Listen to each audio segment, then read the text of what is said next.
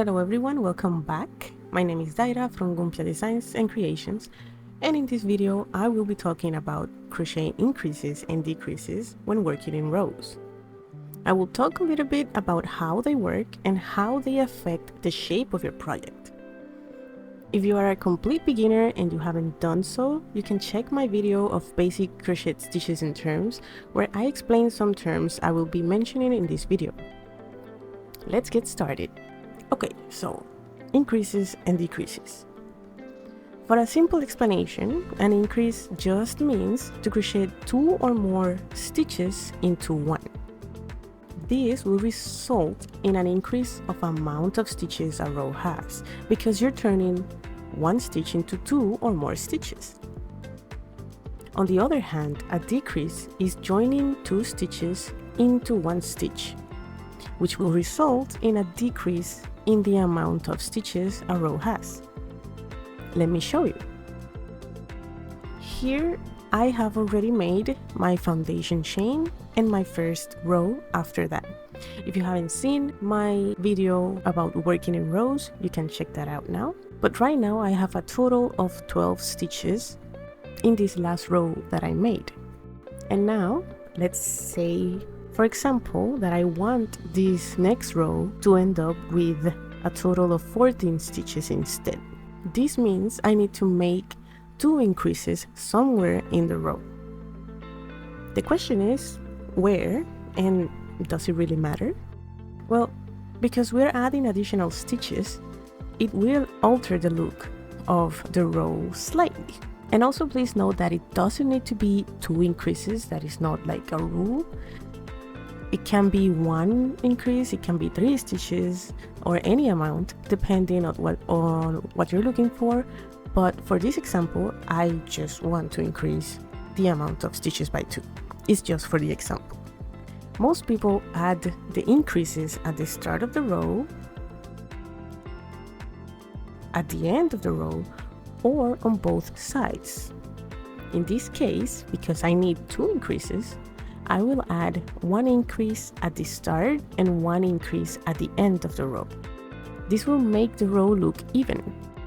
So I will chain 1, which will be my turning chain, and in the first stitch I will place 2 single crochet in that same stitch. So I'm just going to make 1 single crochet, and into that same space I'm going to add another single crochet. That is my increase. Now I will make 1 single crochet into the next 10 stitches. I will not be placing increases on those.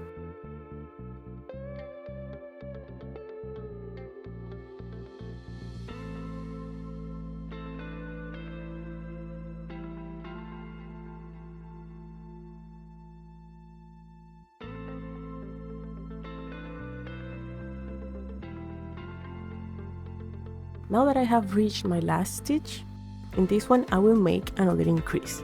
So I'm going to place 2 single crochets into that same stitch.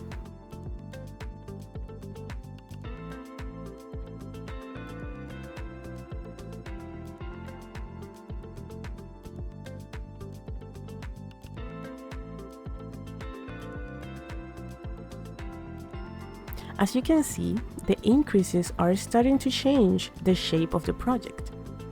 If I continue to make increases this way, it will make a diagonal shape on each side, resembling a V shape. Here I made 2 more rows like this, increasing on both sides, making 1 increase on each side of the row. The angle that the project is taking is clearly visible here.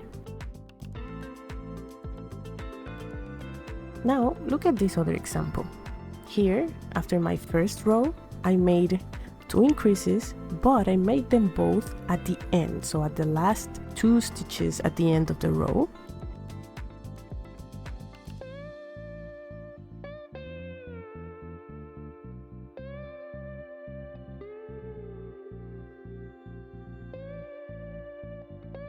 And as you can see, one side is straight and the other is diagonal.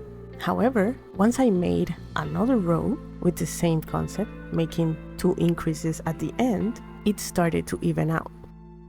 I made 2 more rows this way, and as you can see, as long as you keep an even amount of rows, it will probably not look uneven because you're increasing on one side, and then when you turn your work, you will be increasing on the other side, and so on. However, I feel making 1 increase on each side looks better. Maybe I'm lying to myself, but this concept of making 1 increase at the end, it's what you would probably do when you only need to make 1 increase each row. But what about increasing in the middle of the row, you may ask? Look at this. Interesting, right? What happens is that the increases are pushing the center upwards and the sides downwards because they don't have enough space to fit. So I hope you're starting to understand what the increases do. Once you understand it a little bit, it starts to make a lot of sense because you're expanding each stitch and dividing it into 2, so it starts to push the work in different ways depending on where you're placing your increases. Knowing how increases affect your work is crucial if you want to design your own projects. The placement and the amount of increases will always shape your project. What about decreases? Well, it is the same concept as increases, but in reverse. Decreasing at the ends of the rows will shape the work inwards instead of outwards. Also, decreasing in the center will pull the center downwards and the sides upwards. But let me show you how to make a decrease. There are multiple ways to decrease, but the most basic one for rows is like this. Insert your hook into the next stitch and pull a loop. Now, insert the hook into the next stitch after that and pull another loop. You should have 3 loops on your hook. Yarn over and pull through all 3 loops.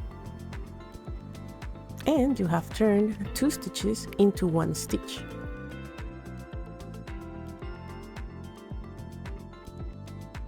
In this example, just like with the increases, I will make a decrease using the first 2 stitches at the start of the row. I'm going to make 8 single crochets, and I'm going to make a decrease using the last 2 stitches at the end of the row. This means I decreased from 12 stitches to 10 stitches. So again, remember, for increasing, you will only use 1 stitch and that will turn into 2 stitches, but when decreasing, you're using 2 stitches that will turn into 1. So when you're starting to understand this and you start using a little bit of math, keep in mind that decreases always use 2 stitches.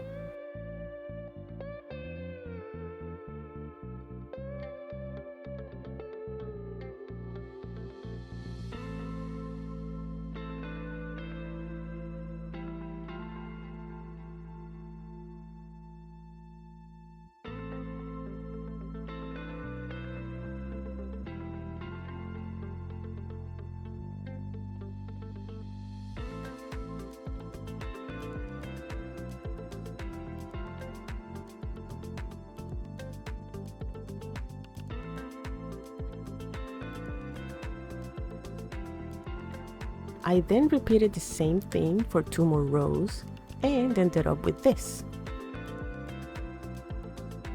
On this other example, I decreased in the middle of the rows instead of the sides. And as you can see, this is what happened. Look at the difference between increases on the middle and decreases on the middle. It is basically the opposite.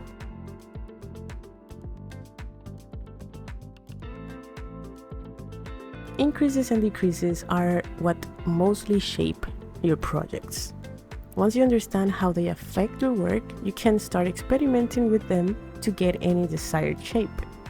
The same concept applies to any kind of stitch, so practice and experiment with different stitches as well. And just in case you're wondering, increases and decreases are also used in the round. There will be a video about it on my channel. And that's it for this video. If you have any questions, comments, or suggestions for future videos, comment them below. If you like this video, please give it a thumbs up. And if you want to see more content like this, please subscribe. Also, make sure to check out my social media for more content. Happy crocheting! Bye!